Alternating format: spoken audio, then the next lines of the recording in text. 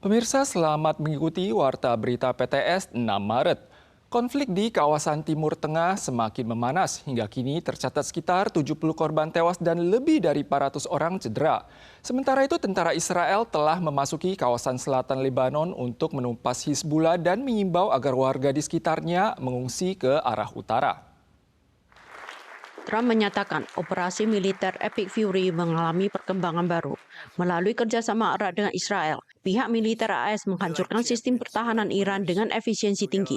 Trump menegaskan, meskipun Tehran berusaha mencari perdamaian melalui jalur diplomatik, kini semuanya sudah terlambat. Their anti-aircraft weapons are gone, so they have no air force, they have no air defense. They're calling, they're saying, how do we make a deal? I said, you're being a little bit late, and we want to fight now more than they do. Selain itu, media asing melaporkan bahwa AS, Israel, dan pasukan Kurdi memulai operasi darat guna menghancurkan kekuatan militer Iran. Namun Gedung Putih membantahnya dan menekankan bahwa saat ini fokus Trump adalah mempertimbangkan peran AS di Iran setelah konflik ini berakhir. Selain itu, Lebanon juga terseret dalam konflik ini. Menurut laporan media AFP, tentara Israel yang diiringi serangan udara dan laut telah memasuki kecamatan Kana di Lebanon Selatan untuk menumpas Hizbullah. Warga setempat diimbau mengungsi ke utara. Dalam serangkaian serangan udara, rudal Israel menghantam sebuah hotel di pinggiran Lebanon. Sementara itu, Hizbullah menyatakan telah menembakkan rudal sebagai balasan. نحن معنيون أن نواصل الدفاع ونسقط أهداف هذا العدو الإسرائيلي الأمريكي وأن نثبت على موقفنا الرافض لمشاريع العدو. Konflik antara Israel dan Hizbullah menewaskan 70 korban jiwa dan melukai 400-an orang. Puluhan ribu warga terpaksa mengungsi, sehingga memicu kekhawatiran akan timbulnya krisis regional pada jalur kemanusiaan.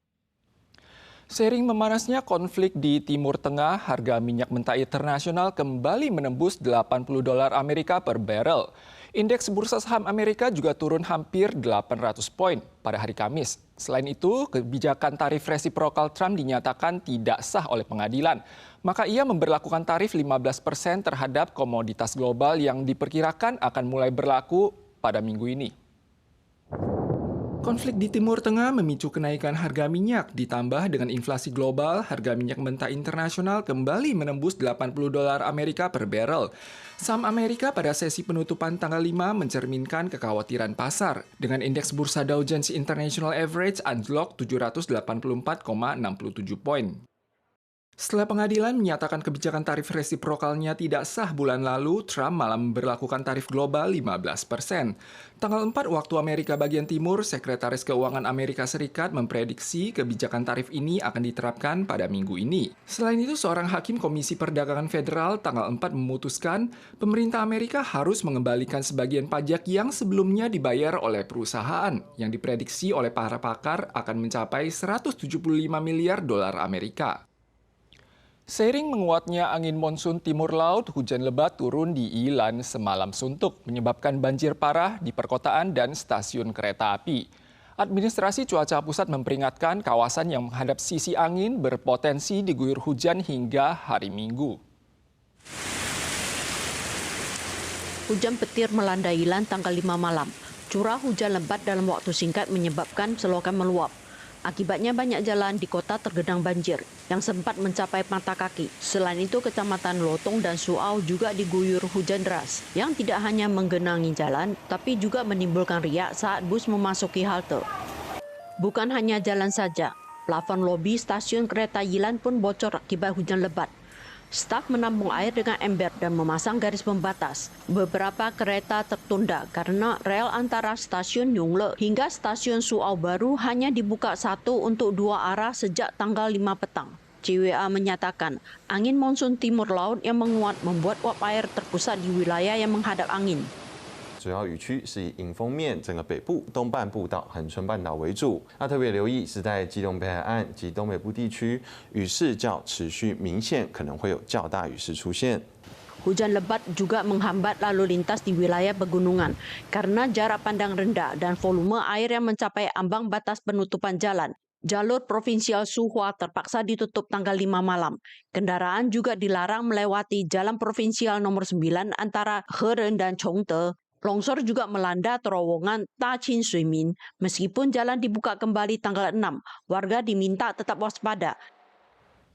Kementerian Dalam Negeri mengumumkan kebijakan baru untuk mendorong angka pernikahan dan natalitas, termasuk menyisihkan 20% kawasan hunian dan peningkatan subsidi untuk perbaikan fasilitas keselamatan anak.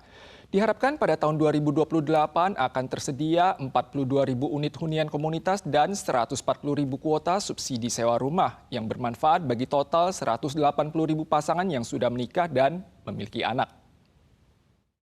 Ibu Chu sedang hamil 8 bulan dan akan segera menyambut kelahiran anak pertamanya. Ia memenuhi syarat untuk mengajukan permohonan hunian bagi pasangan menikah dan tambahan subsidi bagi keluarga dengan anak. Namun untuk sementara, ia tidak mempertimbangkan untuk melahirkan anak lagi. 生小孩这件事好像不光只是就是住宅的问题而已，就还有包括你后面的托育啊、教育等等，然后还有你的工作环境是不是稳定的。 Pada tahun lalu, MOI telah menyediakan 1.022 unit. Tahun ini, 9 kabupaten dan kota akan mengalokasikan 20% unit hunian bagi pasangan menikah dan punya anak. Pemerintah menambah subsidi renovasi sarana keamanan anak bagi penyewa hingga maksimal $6.000 per tahun. Batas pajak pendapatan keluarga penerima subsidi sewa juga dilonggarkan hingga 3,5 kali biaya hidup minimum. Sedangkan keluarga dengan bayi mendapat tambahan subsidi sewa sebesar 100% untuk anak pertama. Terkait program reduksi jam kerja karyawan untuk mengasuh anak yang diluncurkan oleh Pemkot Taipei pada Maret ini, sudah ada lebih dari 30 perusahaan yang mendaftar untuk berpartisipasi. Otoritas juga akan melakukan diskusi dan tinjauan program dengan merangkul semua sarana masyarakat selama masa uji coba. 是更期待是这个政府是可以有一个比较更全面性的一个整个一个支持整体性的一个规划。 Ormas mengimbau pemerintah untuk membentuk sistem pendukung sosial yang lebih komprehensif bagi kalangan yang enggan menikah atau punya anak. Pemerintah pusat juga diimbau bekerja sama dengan Pemda untuk menjamin stabilitas keluarga yang berencana memiliki anak.